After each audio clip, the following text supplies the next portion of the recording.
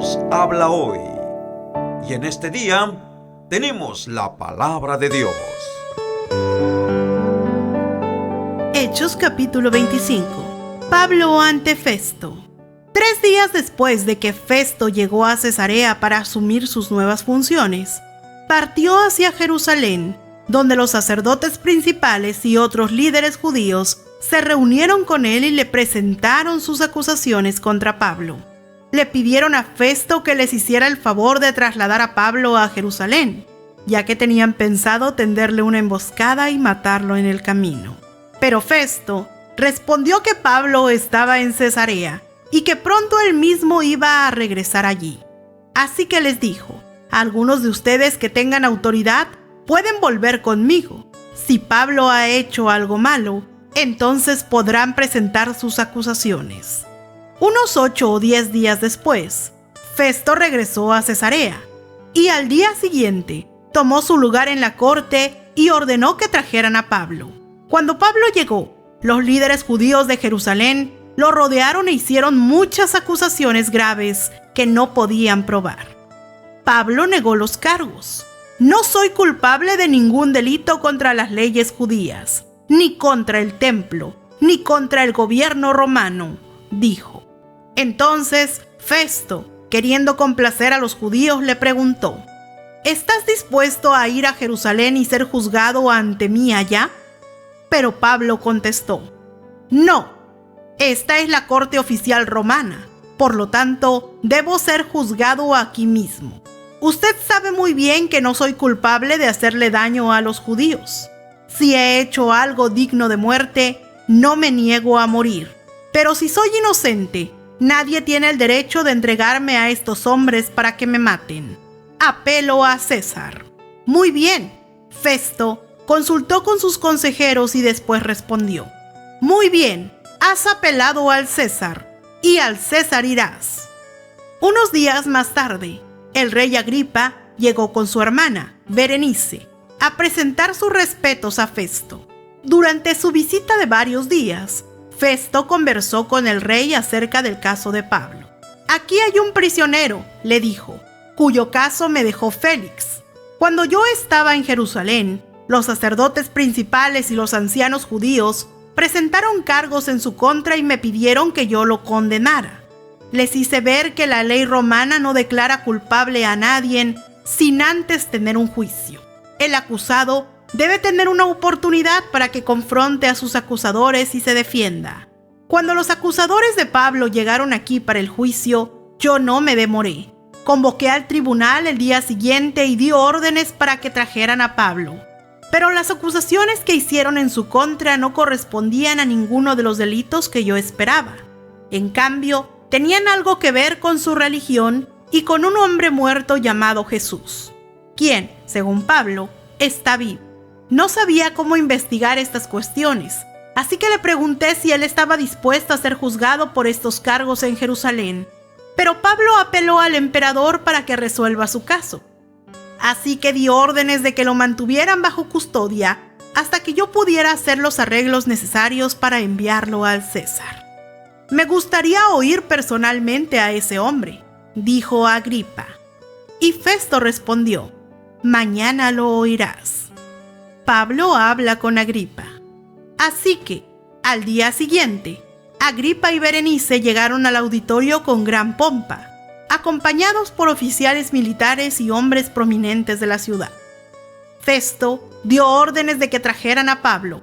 Después, Festo dijo: Rey Agripa y los demás presentes, este es el hombre a quien todos los judíos, tanto aquí como en Jerusalén, quieren ver muerto. Pero en mi opinión, él no ha hecho nada que merezca la muerte.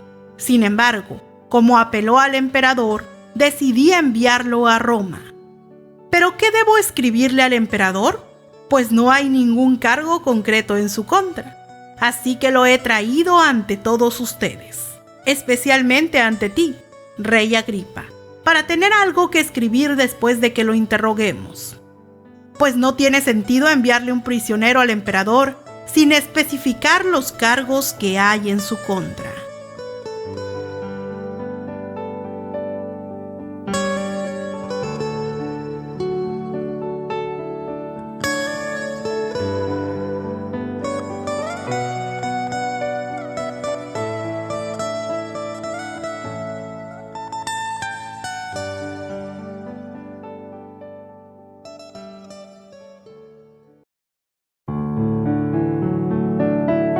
nos habla hoy. Y en este día tenemos la palabra de Dios.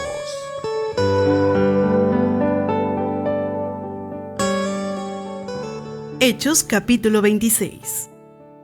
Entonces, Agripa le dijo a Pablo: «Tienes permiso para defenderte». Pablo hizo un ademán con la mano y comenzó así su defensa. «Rey Agripa, para mí es un privilegio presentarme hoy ante usted para defenderme de las acusaciones de los judíos.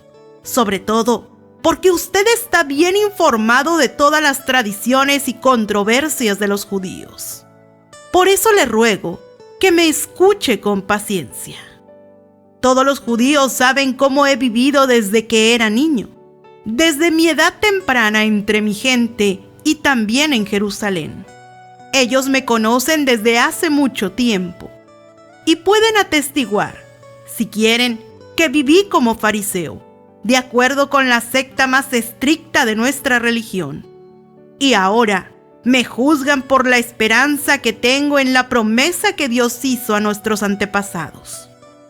Esta es la promesa que nuestras 12 tribus esperan alcanzar, rindiendo culto a Dios con diligencia día y noche.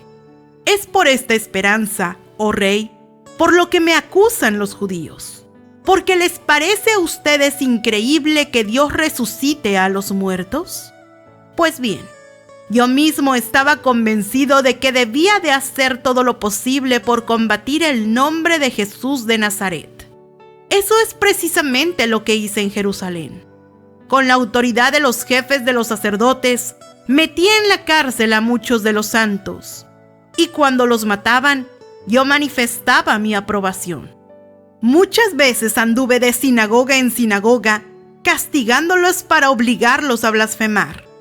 Mi obsesión contra ellos me llevaba al extremo de perseguirlos incluso en ciudades del extranjero. En uno de esos viajes, iba yo hacia Damasco, con la autoridad y la comisión de los jefes de los sacerdotes. A eso del mediodía, oh Rey, mientras iba por el camino, vi una luz en el cielo, más refulgente que el sol, que con su resplandor nos envolvió a mí y a mis acompañantes. Todos caímos al suelo, y yo oí una voz que me decía en arameo: «Saulo, Saulo, ¿por qué me persigues? ¿Qué sacas con darte cabezazos contra la pared?». Entonces pregunté: «¿Quién eres, Señor?». «Yo soy Jesús, a quien tú persigues», me contestó el Señor. «Ahora ponte en pie y escúchame. Me he aparecido a ti con el fin de designarte siervo y testigo de lo que has visto de mí y de lo que te voy a revelar. Te libraré de tu propio pueblo y de los gentiles. Te envío a estos para que les abras los ojos y se conviertan de las tinieblas a la luz y del poder de Satanás a Dios, a fin de que, por la fe en mí, reciban el perdón de los pecados y la herencia entre los santificados». Así que, Rey Agripa, no fui desobediente a esta visión celestial. Al contrario, comenzando con los que estaban en Damasco, siguiendo con los que estaban en Jerusalén y en toda Judea, y luego con los gentiles, a todos les prediqué que se arrepintieran y se convirtieran a Dios, y que demostraran su arrepentimiento con sus buenas obras. Solo por eso, los judíos me prendieron en el templo y trataron de matarme. Pero Dios me ha ayudado hasta hoy. Y si me mantengo firme, testificando a grandes y pequeños, no he dicho sino lo que los profetas y Moisés ya dijeron que sucedería: que el Cristo padecería y que, siendo el primero en resucitar, proclamaría la luz a su propio pueblo y a los gentiles. Al llegar Pablo a este punto de su defensa, Festo interrumpió. «¡Estás loco, Pablo!», le gritó. «El mucho estudio te ha hecho perder la cabeza». «No, no estoy loco, excelentísimo Festo. contestó Pablo. Lo que digo es cierto y sensato. El rey está familiarizado con estas cosas y por eso hablo ante él con tanto atrevimiento. Estoy convencido de que nada de esto ignora, porque no sucedió en un rincón. Rey Agripa, ¿cree usted en los profetas?